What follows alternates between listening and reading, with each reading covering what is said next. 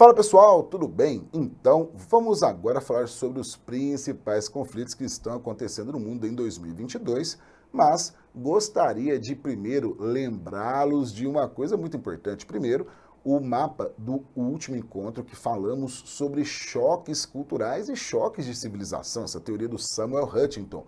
Então, se você ainda não assistiu esse vídeo, não perca. É só procurar na nossa playlist e vai estar em algum lugar aqui na tela também que você verá o embasamento teórico e saber o que são as grandes civilizações e o que são os choques de das civilizações. É um tema quente, porque eles explicam que os conflitos que temos na nova ordem mundial, ou seja, a nova ordem pós-Guerra Fria, são de ordem cultural e não mais conflitos relacionados às antigas ideologias extremistas, tudo bem? Então, falamos de conflitos. O que é um conflito? Definir é difícil, então sempre pense de uma forma fácil, comparando, né? Conflito oposto de paz, conflito oposto... Então, conflito tem a ver com guerra? Sim, tem a ver com instabilidade. Ao redor do mundo, existem várias áreas profundamente conflituosas. Então, por falarmos muito, né, da guerra da Rússia contra a Ucrânia, lembrando, a Ucrânia, ela estava flertando, né, com entrar na OTAN, o bloco supranacional militar do Ocidente. Por que um bloco supranacional? Porque ele não defende um país, ele defende a cultura ocidental. Ele foi criado lá no início da Guerra Fria para combater o comunismo e defender a cultura ocidental.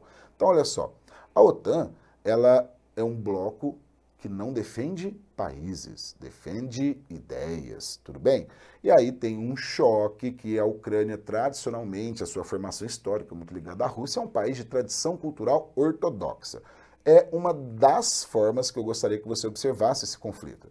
Da mesma forma como eu gostaria que você observasse também os conflitos e todo o desentendimento, desencontros que temos do Ocidente em relação ao Oriente.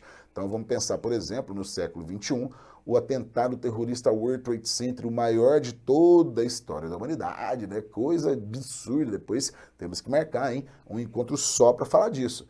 Então, se você quer saber um pouco mais sobre o 11 de setembro, o que foi a Guerra ao Terror, coloca aí nos comentários, que aí nós prepararemos uma aula exclusiva sempre para poder esclarecer esses temas aí fantásticos e de forma útil, para você acertar questões e também fazer aí redações, tá?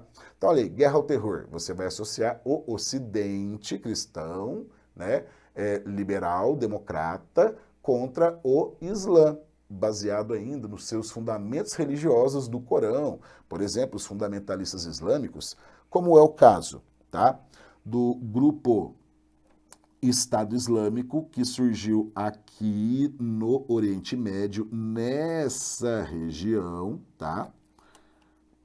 Aqui, né, o Estado Islâmico. Então, nesta área em que está a Síria e o Iraque, surgiu o ISIS, tá? O maior grupo terrorista entre 2010 e 2019. Ele não acabou, o ISIS existe, porque a guerra civil da Síria não acabou. Guarda isso. Ela saiu dos meios de comunicação, mas ainda há enfrentamentos do Estado com os grupos rebeldes, né? E lembrando que o Estado Islâmico é sunita. Algum tempo atrás, a maioria dos atentados e grupos radicais eram xiitas, então tinha uma associação errada de xiismo com o radicalismo. Não, todo o Islã, principalmente em regiões instáveis, tá, tendem aí a um certo radicalismo. Então você vai lembrar que o Estado Islâmico é xiita. O sonho dele é criar um grande califado, ou seja, um governo medieval, teocrático, tá? Assim como fora no surgimento do islamismo. E aí, perceba que o continente africano, ó, aqui vou colocar, aqui é a Síria, né? Iraque e Síria. Então, vamos nos lembrar que no continente africano nós temos, por exemplo, na Somália, o grupo terrorista El-Shabaab, tá? Esse grupo terrorista, ele é um dos que praticam atividades de pirataria aqui nessa região. A OTAN, inclusive, né, tem uma missão especial para combater a violência nessa região. Ela é muito importante. Veja, saindo aqui navios do Golfo Pérsico e entram aqui, ó, no Mar Vermelho. Aqui é o canal de Suez. O canal que liga o Mar Vermelho ao Mar Mediterrâneo. Então aqui é uma região de instabilidade política, tá? Guerras civis, atividades terroristas e pirataria. atacam, né, claro, grandes embarcações turísticas e comerciais que saem aí do Golfo Pérsico, beleza? Então, veja só.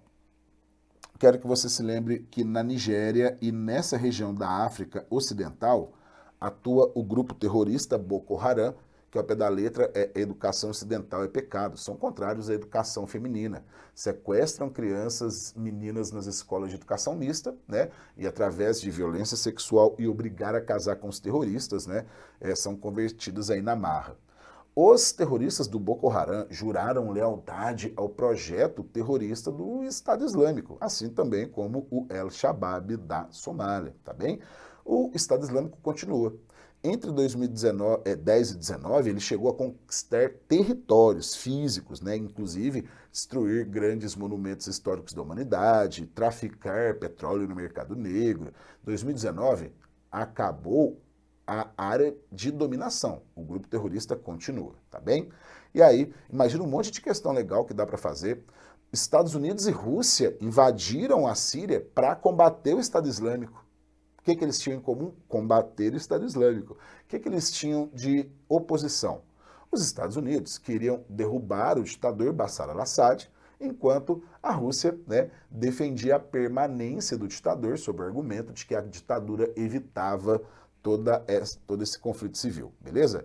Então, lembre aí desses dois temas quentíssimos. Você já viu que é no Oriente Médio e na África, as regiões mais instáveis do planeta enquanto conflitos. Instabilidade quer dizer, as coisas estão instáveis, não funciona, então o governo não consegue fazer políticas públicas adequadas, o povo não respeita o governo, você não confia nas eleições, as pessoas têm desconfianças umas das outras, das políticas, dos políticos, das instituições. Então, instabilidade ela tende a cair por radicalismo e muitas vezes descambar em guerras civis. Qual que é o principal tipo de conflito que existe hoje? Guerras civis. Beleza? Então, você já percebeu aqui, né? E eu quero que você veja essas rodinhas dentadas. É um tema que sempre cairá.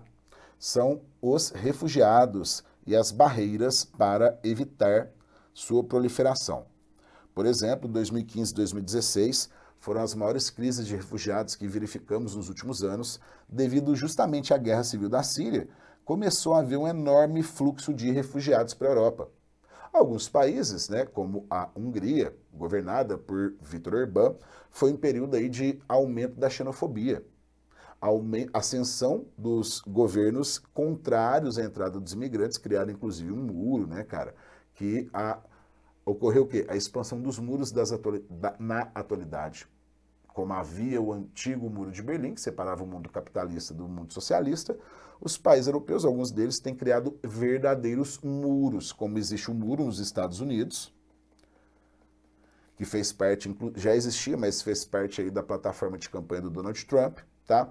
Pensa aí nesse muro da Hungria, do Viktor Orbán, e barreiras físicas no mar Mediterrâneo para barrar a entrada de africanos. Então, cai muito, e já foi muito cobrado esse assunto, né? Qual que é a principal origem dos refugiados que vão para a Europa? Ou da África ou do Oriente Médio. Então, 2015 e 2016, especialmente, são os refugiados egressos da guerra da Síria. Tá valendo? Beleza? E aí você pode associar um montão de coisas. Como chegou muita gente, foi 1 milhão em cada um desses anos, a disputa por empregos, por exemplo, né, fez a xenofobia disparar. Olha que raciocínio interessante. Há 30 anos atrás, a xenofobia existia, mas ela não era tão violenta quanto hoje. Precisavam de muitas pessoas para trabalhar. Agora, com a modernização tecnológica, internet 5G, internet das coisas, Alemanha em Frankfurt, né, Vale do Ruhr, indústria 4.0, indústria das coisas, modernizou tudo. E está rolando um baita desemprego nos países desenvolvidos, devido à modernização tecnológica. Então, quando chegam os imigrantes hoje, eles não têm aqueles empregos que eles ocupavam antigamente. Eles foram todos automatizados, beleza? Olha que tema legal e que abordagem interessante numa prova de concurso. Então essas rodinhas dentadas aqui são os muros físicos ou, né, barreiras militares.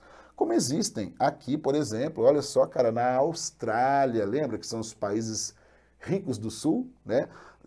Austrália e Nova Zelândia, né?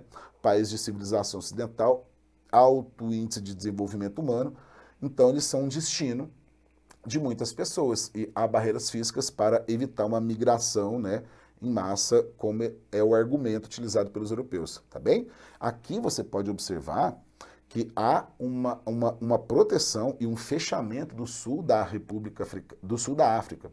É o Zimbábue e a República Sul-Africana. Olha que questão incrível que poderia ser cobrada. Quando falamos em República Sul-Africana, já identificamos falar do apartheid, né? A luta aí do Nelson Mandela, o final do apartheid, no início da década de 90, Mandela se tornou presidente, ganhou o Prêmio Nobel da Paz.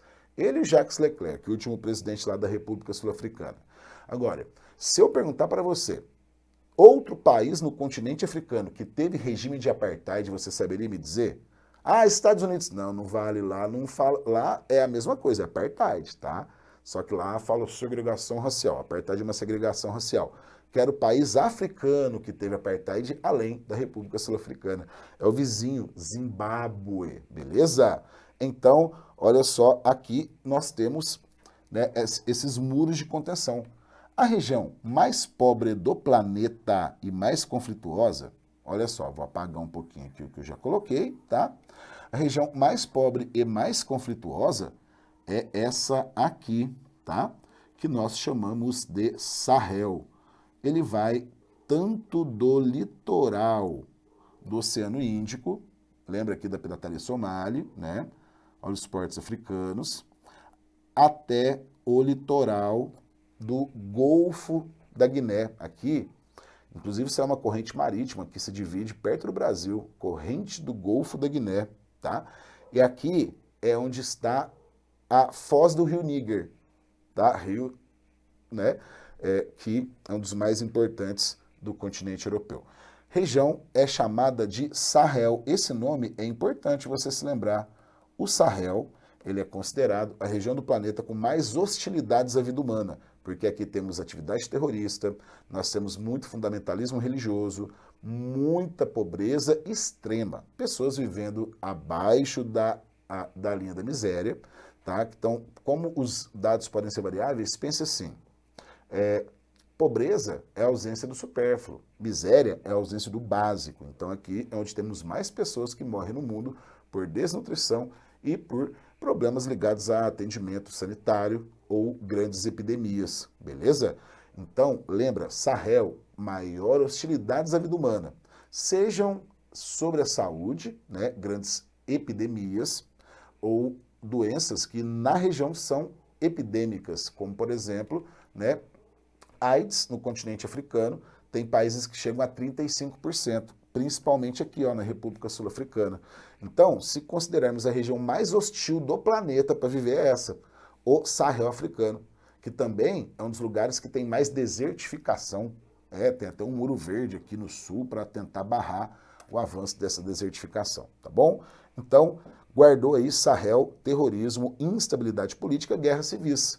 O Sudão, ele se dividiu em 2010, era um só Sudão, tá? Aí virou Sudão do Norte Islâmico e Sudão do Sul. O Sudão do Sul hoje está em guerra civil. Então perceba, olha só, guerra civil no Sudão do Sul, o terrorismo do Al-Shabaab e a pirataria somali e o terrorismo na Nigéria. É o continente com mais deslocamentos populacionais de refugiados e parte desses refugiados, especialmente os islâmicos, tentam migrar para a Europa, tudo bem? Agora fecha um raciocínio comigo. A Europa aumentou a xenofobia, não foi? Porque aí aumentou a competição por empregos.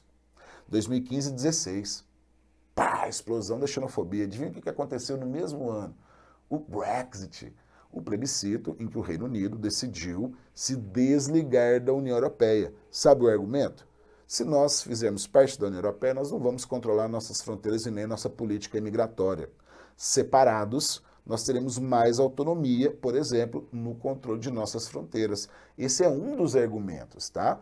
Um dos diversos, porém, esse foi fundamental, pesou muito o aumento da xenofobia, não só para esses muros da atualidade, como para o próprio Brexit, beleza? Agora, você ficará atento, é aqui, olha só, nós temos a Índia, sempre uma região que é quente nas provas, né, os conflitos aí com a Caxemira, com o Paquistão, mas eu quero que você observe que está até em branco aqui, ó, esse país aqui tem uma chance enorme de cair na prova. Qual que é mesmo? Esse daqui, ele já foi chamado Birmânia. Ele é atualmente chamado Mianmar. E o país Mianmar, ele passa por um conflito provocado por correntes de WhatsApp, discursos de ódio e fake news. Que loucura, né? O país, ele tem a maioria budista e tem uma minoria que é de religião islâmica, que são os chamados refugiados Rohingyas. Rohingyas.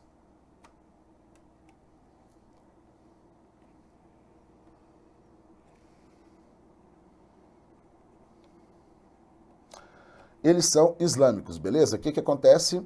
Discurso de ódio. Os Rohingya, tudo bandido, sem vergonha, prostituto, traficante, começa a jogar um povo contra o outro, o lugar é pobre, né? Faltam recursos, fundamentalismo religioso de um lado e de outro, tá? Só que aqui o fundamentalismo religioso, pessoal, é budista, tá? A gente sempre associa budismo com a paz, enfim.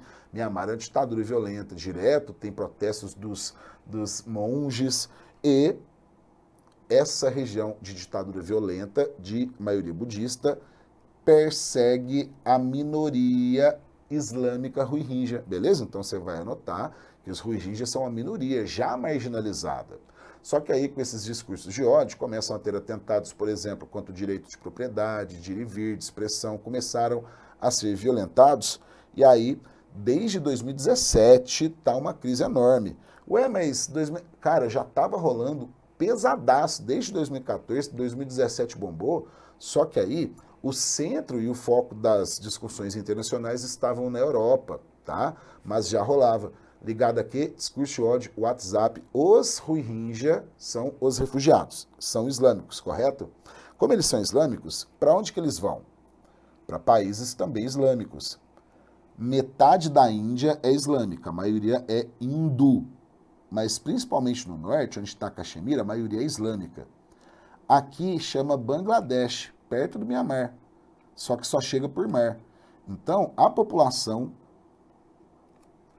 do Mianmar migra para o Bangladesh, tá? Só que é miserável. Bangladesh é um país muito pobre, né? Ele é um arquipélago, um país-ilha, né?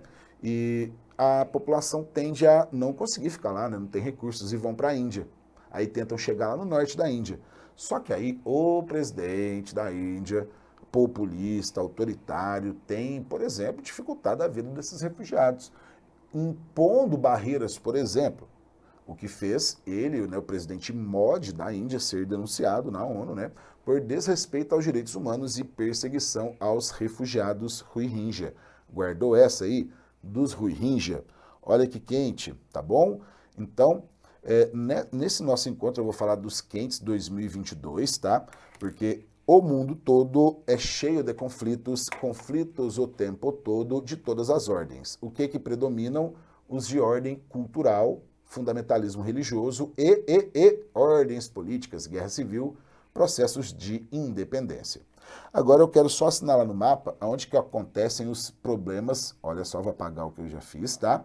Onde no mundo acontecem os problemas mais violentos ligados a nacionalismos. Ó, no território aqui do Cáucaso, tá? Na Rússia, fronteira da Rússia com o mundo islâmico, Cáucaso, onde fica o sul da Rússia. No sul da Rússia tem a Chechênia, que quer se separar, mas a Rússia não solta a Chechênia, que tem movimentos terroristas, fundamentalistas, enfim.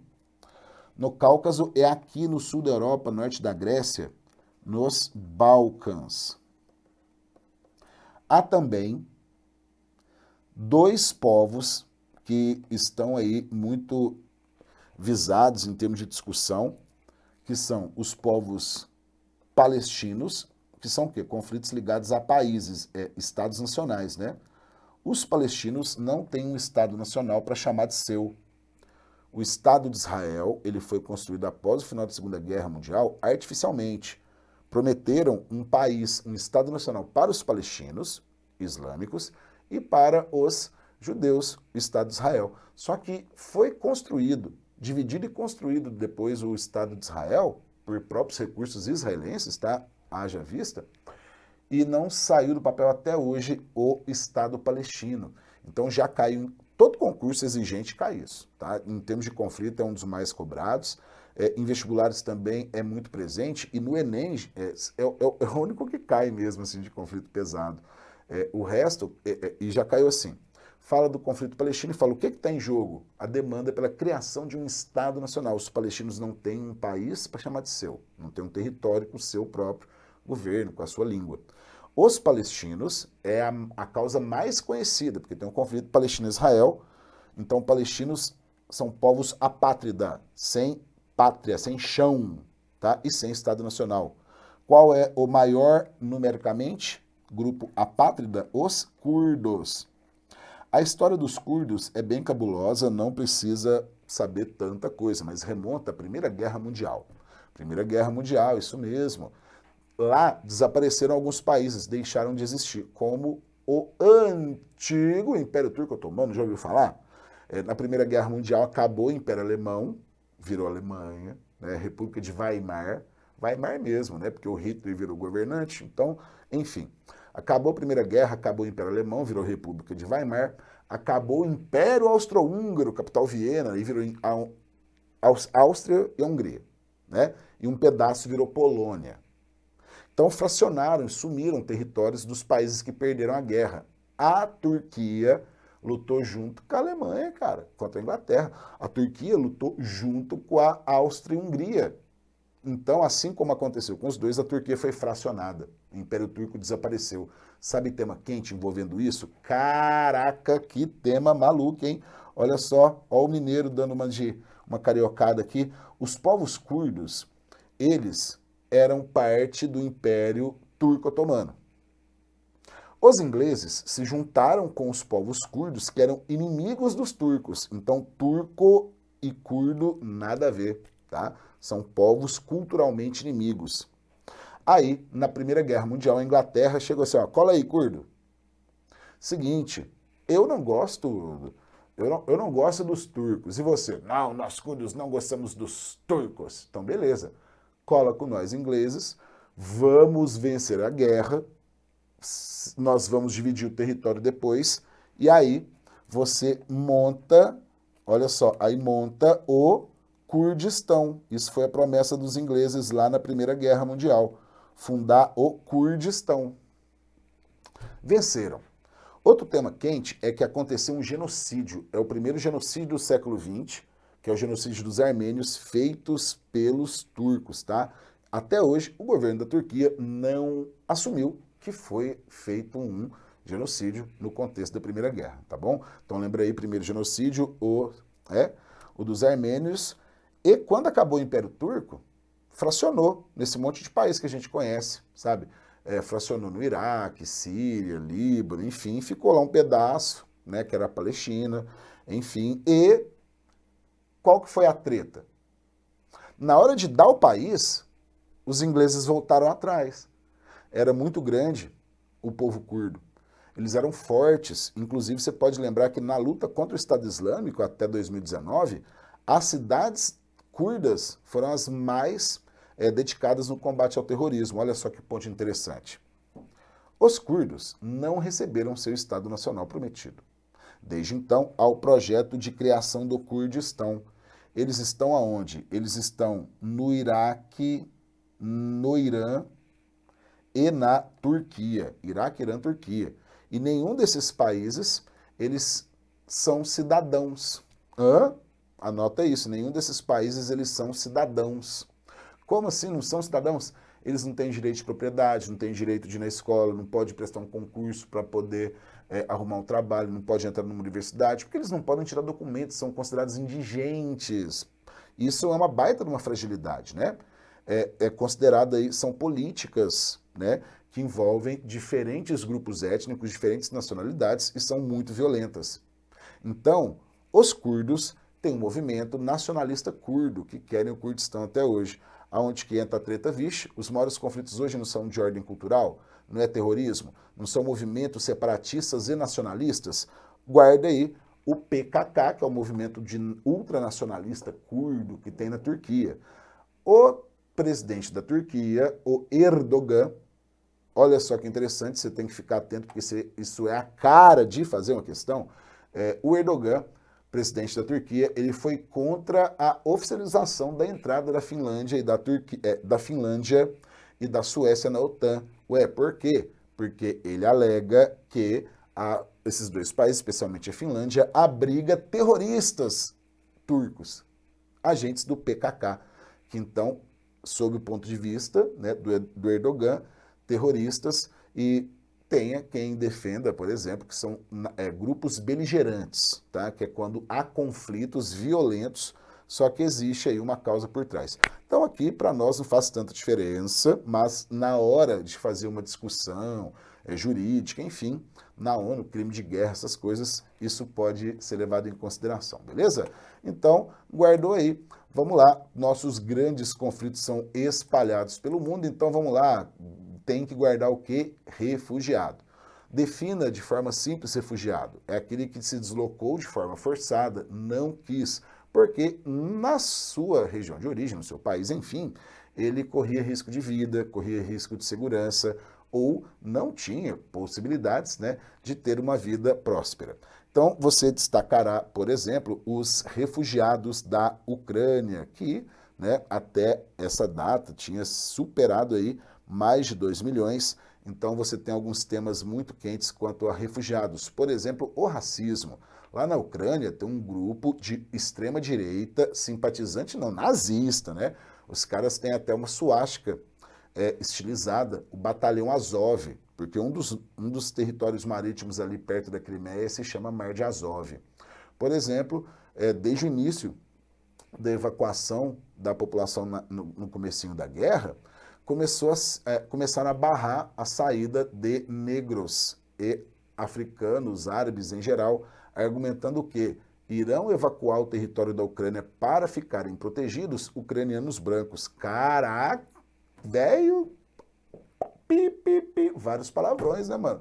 Que doideira. Então, mesmo nesse contexto de guerra terrível aí, você tem estas manifestações de racismo e de nazismo lá na Ucrânia, impedindo aí, barrando, né, priorizando, né, ucranianos e brancos a evacuar. Então, dá um baita tema, é um assunto escandaloso e muito quente em toda a avaliação, tá?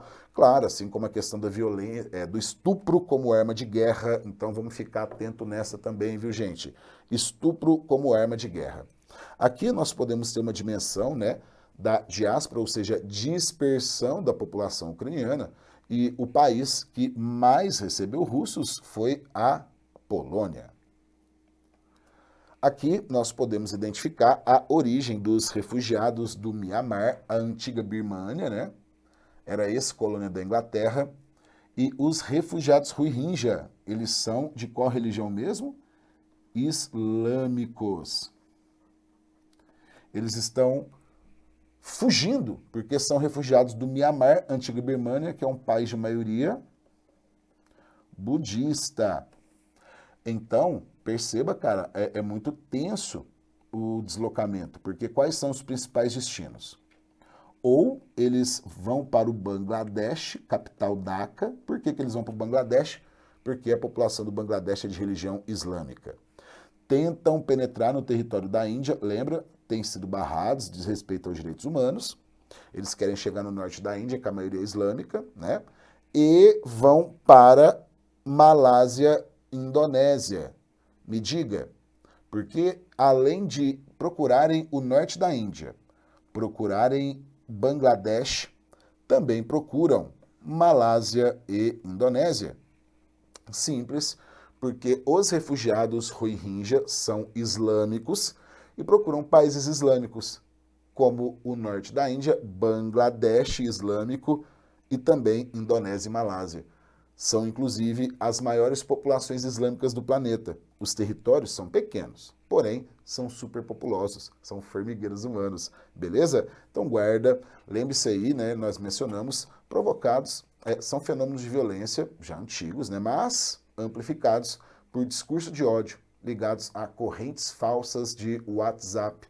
Então, Se você quiser saber um pouco mais sobre isso, lembre-se, assista a nossa aula de atualidades que fala aí sobre os impactos das redes sociais. Então eu vou colocar aqui, tá, um card para você acompanhar toda essa sequência de aulas quentíssimas para você ficar, ó, com aquele repertório super completo. Então, vamos lá.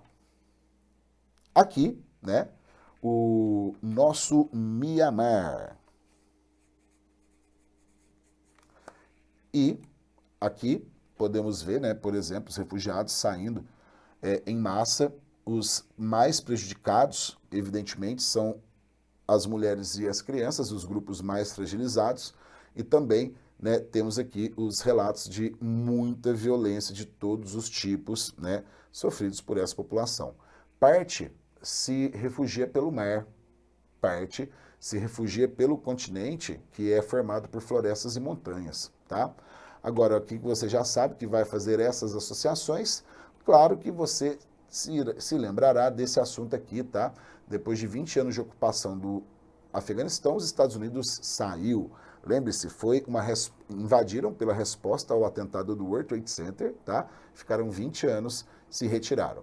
Aí, se você quiser saber um pouco mais, eu vou sugerir, hein? Primeiro, dá aquele like, né?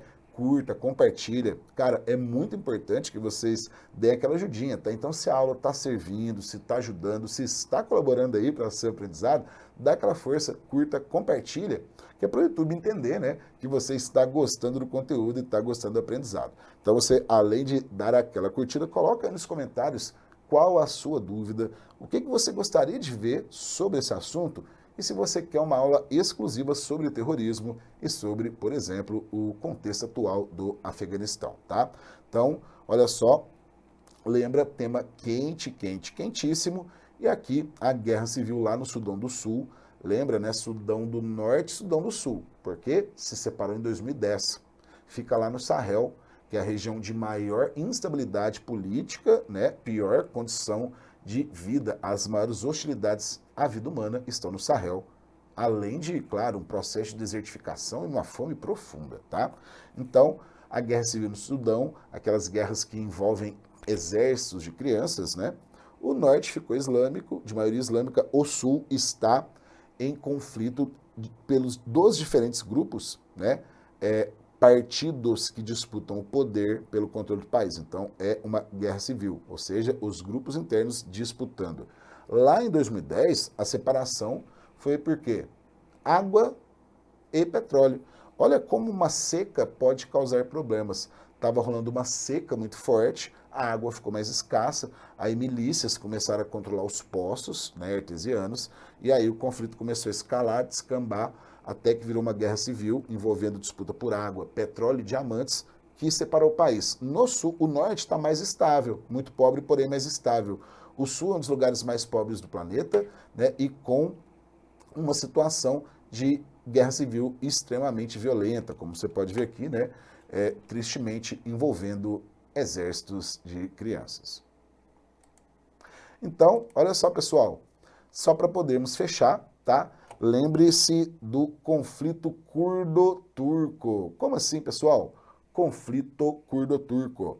Porque o Erdogan, presidente, né, do Egito, é contra a entrada da Finlândia e da Suécia na OTAN, porque alega que dão asilo político a membros do Partido dos Trabalhadores Curdos, o PKK, que defende a criação do Kurdistão. Então, pessoal, vamos encerrar, tá, por aqui. Lembrando, a Turquia é um assunto muito quente para as provas. Lembre-se que ela pertence à OTAN, porém, o bloco ocidental, né?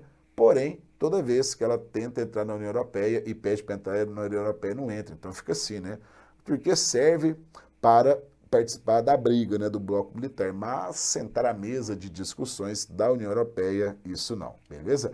Então, pessoal, é isso aí. Fechamos aqui mais esse momento incrível de encontro. Muito obrigado. Fico sempre muito feliz e muito satisfeito por poder discutir esses assuntos incríveis. Então, lembrando, dá aquele like, coloca aqui os assuntos que você gostaria de ver, né? Ver os assuntos serem analisados aqui pelo professor. Então é isso aí, pessoal. Um grande abraço, bons estudos e Foco no Sucesso.